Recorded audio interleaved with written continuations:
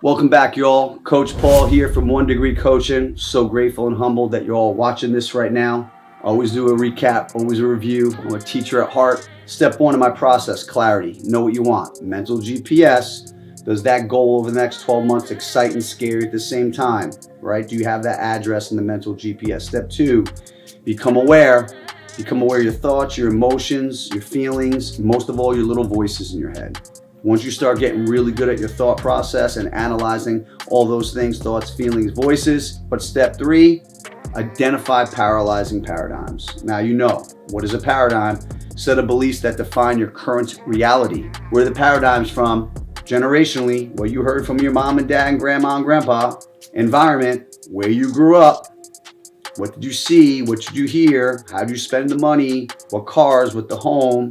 All of it. That's your environment. That's your belief system. What kind of pond are you in? Third one is what? Socially, who you spending time with, their habits, their beliefs, the way they view the world, their framework will either elevate you or drag you down. So be conscious of that. And also the fourth way to develop paradigms is your media. What are you listening to? What are you reading? What are you seeing? What are you scrolling on? You got to make sure that you're protecting all those aspects, because those paradigms, which is the step three, is once you identify and become aware and filter these things out and self-assess, will those beliefs paralyze you? And if they do paralyze you, you don't take action. And you can't get the result that you want, that outcome, that goal, unless you identify your thoughts, your feelings, your actions. A combination of your thoughts, feelings, and actions will determine that result, okay? So that's a little recap review. So one of the previous videos I shared about paralyzing paradigms, and step 4 is to create a paradigm shift. And I can't take credit for this. One of my first influencers in my personal development world, besides Think and Grow Rich, Napoleon Hill, was Tony Robbins. You know, in some previous videos, I actually, besides God and besides my wife, I owe Tony Robbins my kids to him, because he helped me have a paradigm breakthrough with a paradigm shift on my fear, which is the emotion of fear or doubt or uncertainty, was triggered by my paralyzing paradigm, which was having children would hold me back from achieving success in all areas of my life. In a previous video, I highlighted and where those things came from. You know, I saw my mom and dad struggle financially. They had 5 children, and I equaled, well, having kids will equal to be poor or broke. My dad was always fearful of not opening up a business. His belief was, if I have a business, I won't be around for my kids. I'm like, how can I have a successful business if I'm a parent? That was like a belief. People would challenge me and Gina when we first got married. Wow, you guys are really fit. You must work out a lot. Hell yeah, that's my life. You ain't gonna work out when you got kids. You won't have time. Wow, are you all newlyweds? No, we've been married for about 5 or 6 years. Well, that's gonna change when you have kids. Wow, your house is really neat and meticulous. That's gonna change when you have kids. Hey, Grandmaster Malo, when you teach martial arts, you're really good with kids. Wait till you have your own. Man, all these outside influences was literally creating my paralyzing paradigms, which equaled having children would hold me back from achieving success in all areas of my life.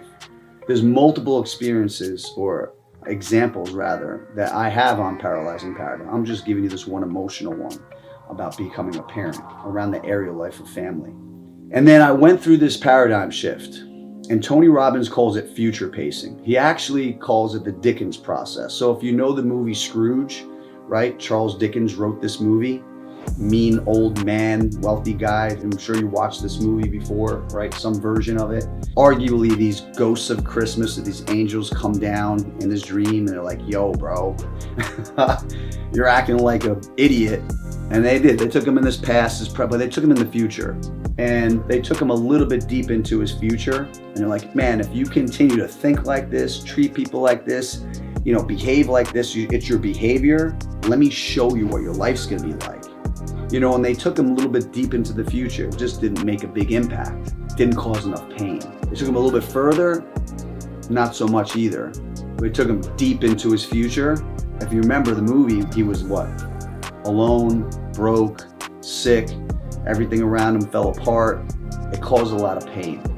I always joke around, I have a lot of Jewish clients and also, you know, Christian Catholic folks, but I tell my Jewish clients, I'm like, maybe you don't watch that whole, you know, Charles Dickens, you know, Christmas story or Carol, whatever it's called. I go, but the movie with Adam Sandler, I know Adam Sandler's a Jewish guy, is called Click. You ever see this movie where Adam Sandler's got this remote control and he's like got this special, he's fast forwarding his life? Very similar concept. It's taking down paths, 2 paths. If you allow those paralyzing paradigms to dictate your life, that's thinking, your behavior, your identity, your action, let me tell you what your life's gonna be like. So I have my clients create 3 stories. They do a 5-year story, 10-year story, and a 20-year story. I did this, and I'm gonna tell you, this is probably one of the worst parts of my coaching process because it triggers a lot of pain, or resentment, or anger, or fear. Now, I don't know about you, Tony Robbins says that most humans will change their behavior for one of 2 reasons. Either to avoid pain or to gain pleasure. Could be a combination of both. I don't know about you, but I'm more fear-based. I will do more to avoid the pain than the reward. It's a little bit of both, but I'll do more to avoid the pain. No, funny story, and I'll get back, is my son Pierce, about a year or 2 ago, I ended up having a custom Gladiator built out in Miami, Florida. And my wife and I went down, got it, picked it up, drove it back. And I was gonna bring it to a local vendor here in Charleston and have it all wrapped and get like these light bars and you know, kind of pimp it out a little bit. I'm like, yo, Pierce, come, I'm gonna go pick up the Jeep. He said, all right, Dad.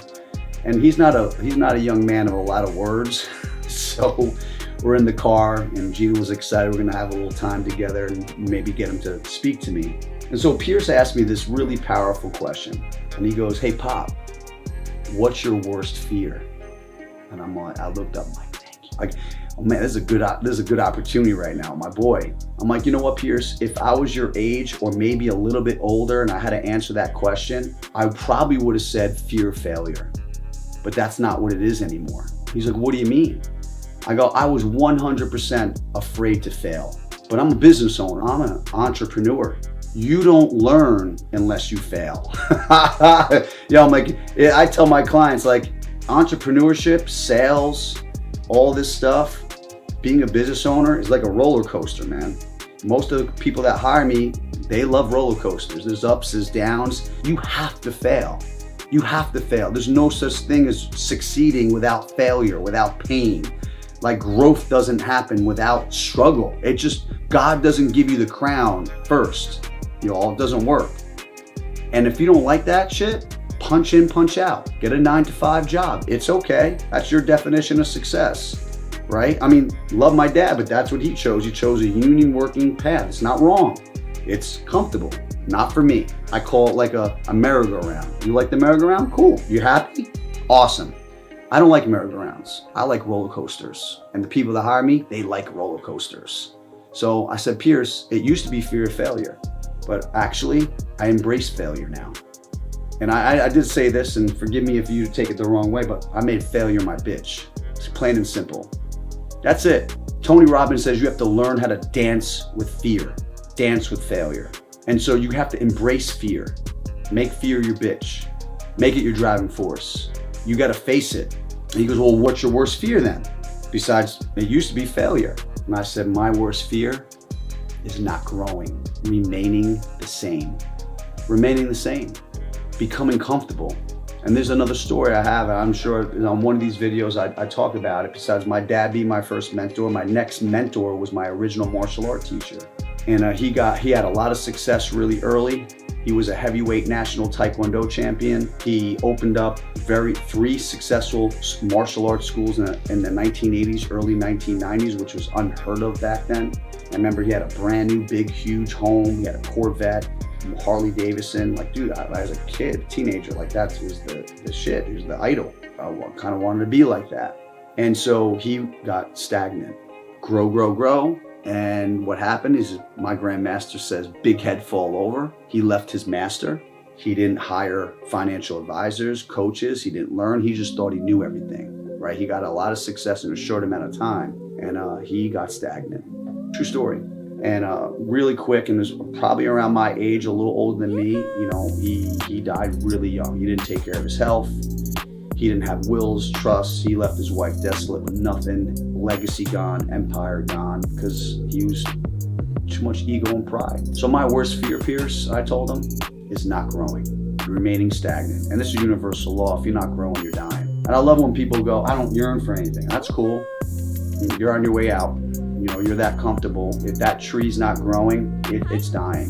And I'm not here to tell anyone what success is or not, but I will tell you that for me, it's growth. I gotta grow. So that's super important to me. So in order to create a paradigm shift, going back to that story of my son Pierce, I told him my worst fear is remaining stagnant, not growing. So going back to the paradigm shift, I thought that having kids would hold me back. And so what I challenge men and women to do, people that hire me, is they future pace 3 stories.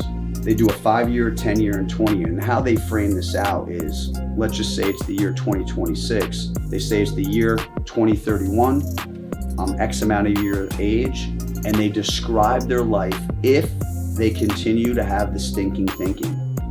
And they identify the paralyzing paradigms that's holding them back.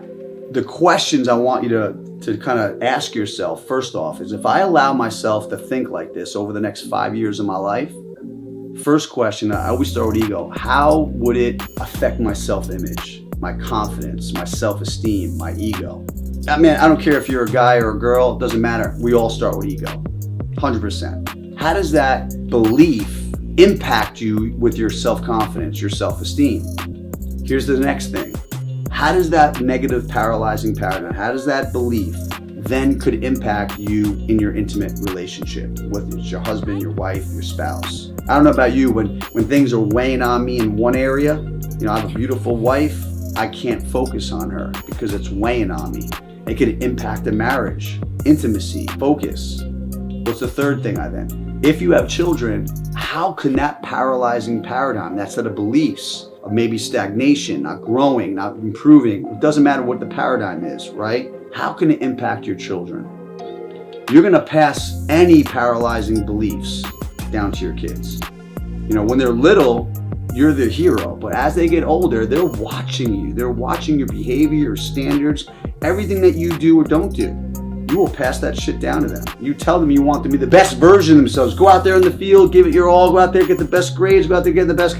How can you ask them to do that when you're remaining comfortable and playing it safe? You're a hypocrite.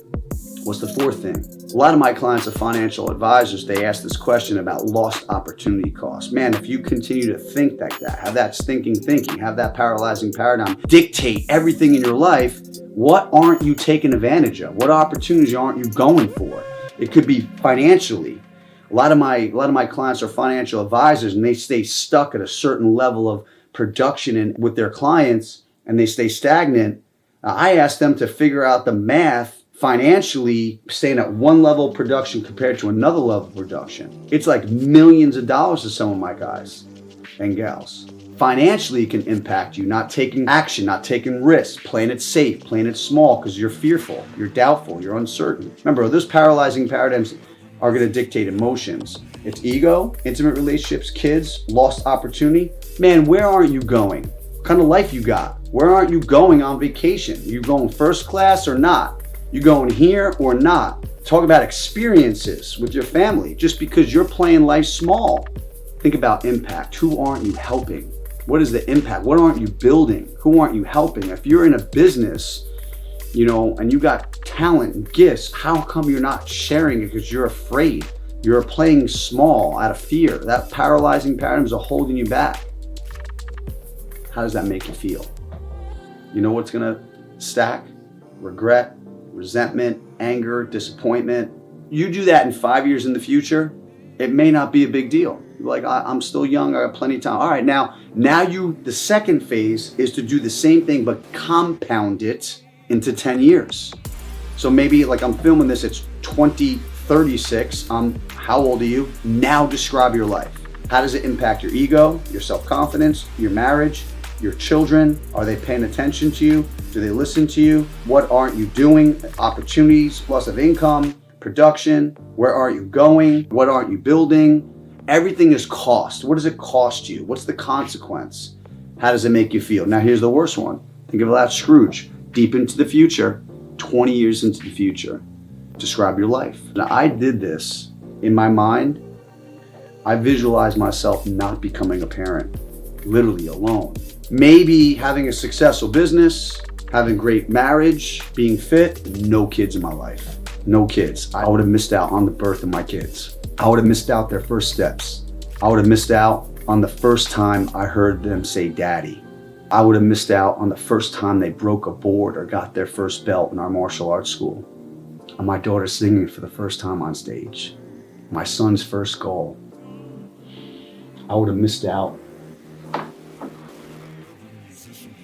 on my son winning 2 state championships. This year it'll be his 3rd. I would have not seen my daughter go to college that she wanted to, or see my son become a Citadel cadet, maybe walk my daughter down the aisle. I would have missed out on all of it. I can't even say it without getting upset right now. You feel that?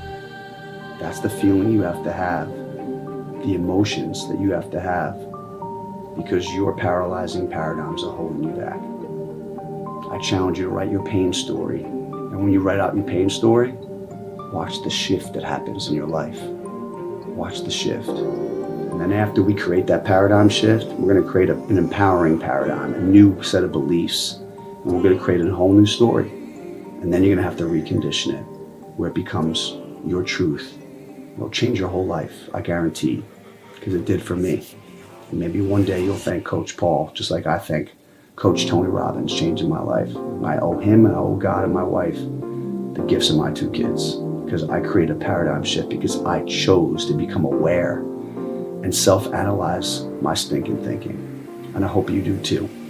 Be better every day.